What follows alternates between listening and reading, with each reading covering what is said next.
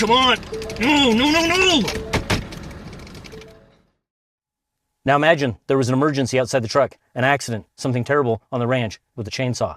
And I jump in this truck, but the truck, it won't shift into drive. Why? Because the cameras and sensors inside this cab won't let it shift, because it detects my eyes are big, there's a lot of emotion, there's some panic, and it doesn't feel that I'm fit to drive. Now that's not science fiction, that is happening because Ford just filed the patents. Ford actually has a series of patents down at the US Patent and Trade Office that deal with the sensors and cameras inside the cab of their truck. And if the sensors in that truck determine that you're not fit to drive, that truck will not actually shift from park to drive.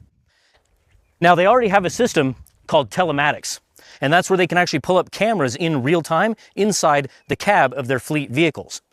Now, they actually market this to insurance companies because the truth is, this is really about who owns the data and who owns the liability. Now, your name might actually be on the title of this truck, and you may have paid for it, but you don't own it. Now, Ford didn't file just one patent. They filed a stack of them, all within months of each other. Are you sitting down? Get this. This Ford technology patent doesn't just watch you, this one puts you in jail. Ford filed a patent, serial number 0104469, where the system takes your biometric data, your face, your iris, and your fingerprint, and it runs it through a criminal database in real time. While you're sitting in your own truck, think about what that means. You wake up one morning.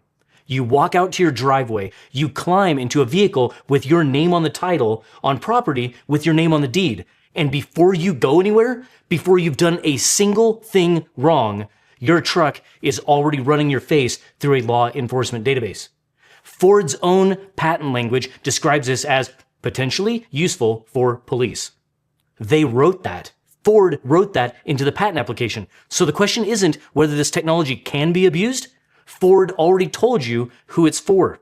You just didn't know that you were buying a cop car. Now I'm going to walk you through a few of these patents. Lip reading, cameras inside your cab, machine learning trained on lip movement datasets, cloud connected, your face processed somewhere you'll never see, stored as long as they want.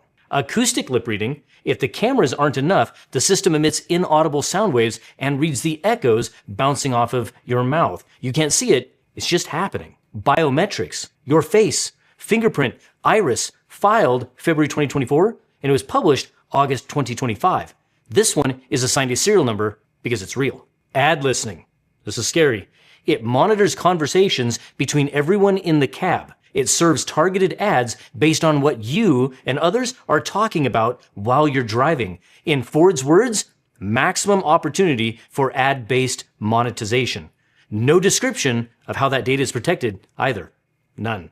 How about Ford Pro Telematics? Now this one isn't a patent. This one is actually a product page. Right now, fleet managers can pull live in-cabin video feeds of drivers on their phones. Ford markets seatbelt compliance alerts with the explicit benefit of lowering insurance costs. They said it themselves. This is the infrastructure, and once the infrastructure exists, it's going to get used and abused. Now, Ford isn't alone in this. This is an arms race. Smart Eye driver monitoring software is already in over 2 million cars globally. The EU's general safety regulation mandates drowsiness systems as standard equipment going forward. GM deployed biometric seat sensors and heart rate monitoring in production trucks